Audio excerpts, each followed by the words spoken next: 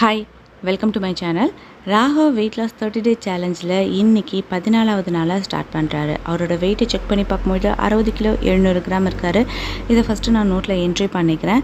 இன்றைக்கி மார்னிங் அவர் எடுத்துக்கிட்ட ட்ரிங்க் என்ன அப்படின்னு பார்த்தீங்கன்னா கிர்னி பழ ஜூஸ் தான் எடுத்துக்கிட்டாரு. நான் நேற்று பார்த்திங்கன்னா மதியம் கிர்னி பழ ஜூஸ் கொடுத்துருந்தேன். ஆனால் அதில் நாட்டு சக்கரை கலந்து கொடுத்துருந்தேன். இன்றைக்கி மார்னிங் நான் கொடுக்கும்பொழுது நாட்டு சக்கரை பனக்கற்கண்டு எதுவுமே சேர்க்காமல், அதாவது இனிப்பு சேரக்கூடிய எந்த ஒரு பொருளையும் அதில் சேர்க்காமல் வெறும் பழத்தை மட்டும் நான் நல்லா மிக்சியில் கிரைண்ட் பண்ணி கொடுக்குறேன். ஆல்ரெடி அந்த பழம் கொஞ்சம் ஸ்வீட்டாக இருக்கும், ஆனால் குடிக்கும்போது பசங்களுக்கு கொஞ்சம் கஷ்டமாக இருக்கும். பாப்பா இவர் எப்படி குடிக்கிறாரு அப்படின்னு பார்த்தேன். ஓகே, மேனேஜ் பண்ணி குடிச்சிட்டான். ஏன்னா முடிஞ்ச அளவுக்கு ஸ்வீட்டை கொஞ்சம் கம்மி பண்ணிக்கலாமே அப்படின்றனால தான் இன்றைக்கி நாட்டு சக்கரை கூட நான் சேர்க்கல. இதுதான் அவர் மார்னிங் எடுத்துக்கிட்ட ட்ரிங்காக இருக்குது. இது அவனுக்கு ரொம்ப பசியை ரொம்ப அடக்கிட்டதுனால நடுவில் ஒரு 11 மணி அளவுக்கு கூட எனக்கு எதுவும் வேண்டாமா, பசிக்கல அப்படின்னு சொல்லிட்டான். மதியம் பார்த்திங்கன்னா பூரியும் சென்னா மசாலாவும் செஞ்சுருந்தேன். ஏன்னா பசங்க பூரி சாப்பிட்டு ரொம்ப நாள் ஆயிடுச்சு.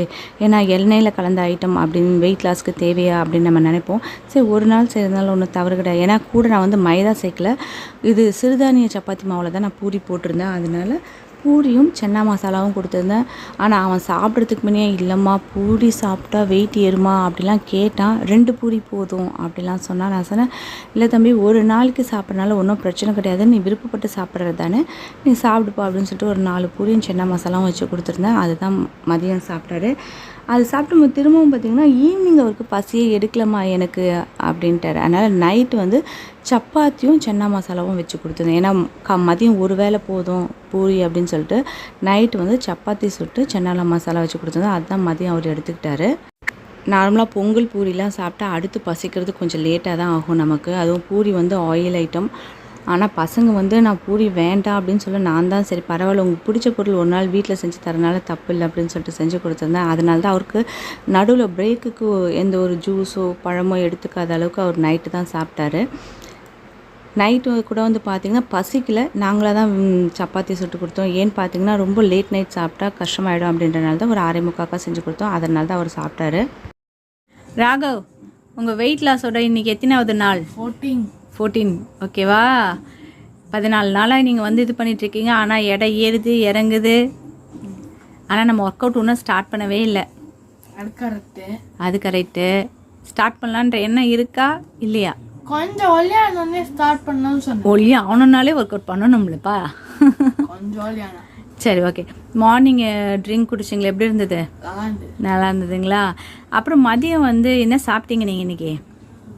பூரி செஞ்சு சென்னா மசாலா. எப்படி இருந்தது சென்னா மசாலா? ஆனால் நீங்கள் என்ன பண்ணீங்க தெரியுமா?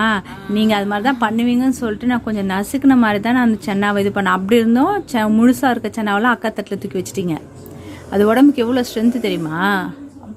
பின்ன கிரேவி மட்டும் சாப்பிட்டுட்டு சென்னா ஊற்றிக்கு அக்கா தட்டில் வைக்கிறீங்க. பிடிக்கல. ஏன் பிடிக்கல? அது மென்று சாப்பிட்டு பார்க்கணும், அப்போதான் தெரியும். நேற்று பட்டாணி மட்டும் நல்லா சாப்பிட்டீங்க. வேர்க்கடலை மூக்கடலைடா. ஒவ்வொன்றுத்துக்கும் பேரை மாற்றி மாற்றி சொல்கிற. ஓகே, இப்போ ஈவினிங்காக அக்கா உனக்கு சப்பாத்தி சுட்டு கொடுத்தாளா? ஓகே, இன்னைக்கு 14th டே கம்ப்ளீட் பண்ணியிருக்கீங்க. இன்றைக்கி ஒரு ரிப்போர்ட் வந்துச்சு உங்கள் மேலே. 2 பேரும் தாய்பாஸ் ஆட ஆரம்பிச்சிருக்கீங்க. நடுவில் எதுக்கு பிரேக் பண்ணீங்க? கரெக்டாக ரூல் சொல்லிடுங்க, என்ன விஷயம்னு எனக்கு தெரியும். இப்போ நீங்களே உங்கள் வாயால் சொல்லுங்கள் என்னன்னு. எதுக்கு பாதிலே எழுந்து போனீங்க? அவ ஜெயிக்க போற மாதிரி இருந்தா அதான் எழுந்து போனேன். அதுதான் காரணமா? அதாவது அவள் ஆட்டத்தை ஸ்டார்ட் பண்ணி கொஞ்சம் தூரம் போயிட்டா, உனக்கு தாயமே விழலை, அதனால இந்த ஆட்டத்துக்கு நான் வரமாட்டேன்னு சொல்லியிருக்கீங்க. அது இல்லை. ஒரு முறை நம்ம ஜெயிச்சோம் அப்படின்னா ஒரு முறை எதிரில் இருக்கவங்க ஜெயிப்பாங்க. அது எப்படி ஜெயிக்கிற மாதிரி இருந்தால் நீ ஆட்டத்தை பாதியில் கலைக்க முடியுமா? அதே மாதிரி நீ என்னைக்காவது ஜெயிக்கிற மாதிரி இருந்தால் அவள் பாதியில் ஆட்டத்தை கலைச்சா நீ ஒத்துப்பியா? இது இல்லை சும்மா அதெல்லாம். நான் ஆட்டத்தை ஆடினேன், நான் தான் ஜெயிக்க போறேன்னு தெரிஞ்சு நீ தான் ஜெயிக்க போறேன்னு அவளே போயிட்டா. ஓ, அக்கா பார்த்து நீ கற்றுக்கிட்ட. அவளாவது பரவாயில்லையே, நீ தாண்டா ஜெயிக்க போற அப்படின்னு சொல்லிட்டாத அவள் போனா. நீ ஆட்டமே வேண்டான்னு சொல்லிட்டு எழுந்துட்டியே. அவள் ஜெயிக்கிறான்னு சொல்லிட்டு போனேன். ஒரு முறை தோல்வி வெற்றி அப்படின்றது மாறி மாறி தான் வரும். ஜெயிச்சா மட்டும்தான் ஆடுவேன்லாம் சொல்லக்கூடாது. அவ 5 ஒரு 10 டைம் போட்டா. உங்களுக்கு இன்னைக்கு வரல அப்படின்னா இன்னும் கொஞ்ச நேரம் கழிச்சு போட்டீங்கன்னா 12 போட்டேன். அப்ப கூட ஆனா தாயம் போட்டா தான் ஸ்டார்ட் பண்ண முடியும்ன்றதுனால இது பண்ணிட்டீங்க. ஆமா. அதுக்கு என்ன தம்பி பண்ண முடியும்? ஒரு முறை அப்படி தான் ஆகும். திடீர்னு நீங்கள் லாஸ்ட்டாக தாயம் போட்டுக்கிட்டு நீங்கள் ஜெயிக்கிறதுக்கு வாய்ப்பு இருந்திருக்கலாம்ல. நெக்ஸ்ட் டைம் நம்ம பண்ணக்கூடாது, சரியா? என்ன, நேற்று நான் வீடியோ எடுக்கவே இல்லை, ஏன்னா நான் தூங்கிட்டேன் வந்த உடனே. அதனால நேற்று பட்டாணி சாப்பிட்டு இருந்தீங்களே, எப்படி இருந்துச்சு? நல்லா இருந்துச்சுல, ரொம்ப பிடிச்சிருந்ததுல அது. சரி, நம்ம வீக்லி ஒன்ஸ் வந்து செய்யலாமா பட்டாணி மசாலா? சரி, ஓகே.